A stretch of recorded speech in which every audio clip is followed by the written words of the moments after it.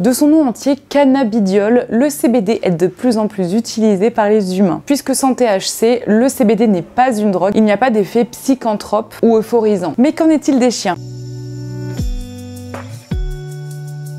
Et bien sans surprise, le CBD possède également de nombreux bienfaits chez le chien. Je vous les énumère rapidement. Il peut agir contre les troubles du comportement, si votre chien est agressif, hyperactif, qu'il aboie tout le temps, etc.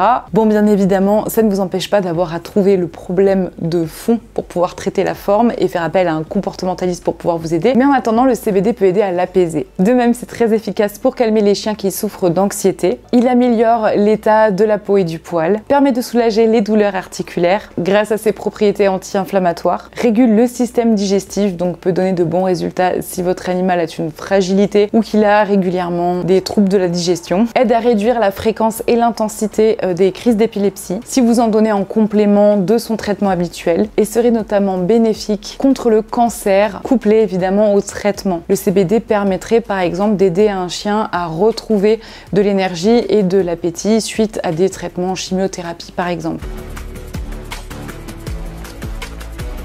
Tous les produits de CBD évidemment ne se valent pas. Déjà, il faut vous assurer que ce soit un produit de qualité et sans THC, très important, qu'il soit spécialement formulé et dosé pour les chiens. Et l'idéal, c'est de voir avec votre vétérinaire quelle forme serait la plus adaptée pour votre chien. Parce qu'évidemment, il existe plusieurs formes. Vous en avez en spray, mais également en friandises, en pâte et en baume. Vous en avez même qui sont aromatisés pour faciliter la prise.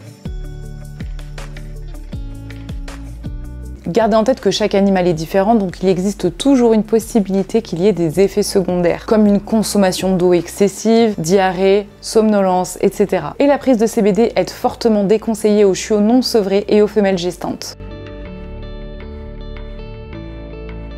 La posologie doit figurer sur l'emballage du produit, il vous faut lire très attentivement et respecter ce qui est écrit. Si vous avez un doute, le mieux, comme d'habitude, c'est de consulter votre vétérinaire. N'hésitez pas à me dire en commentaire si vous consommez du CBD, si vous en donnez à vos animaux et pour quelles raisons, et surtout, est-ce que c'est efficace? Quant à nous, on se retrouve la semaine prochaine pour une nouvelle vidéo à Sur au Poil.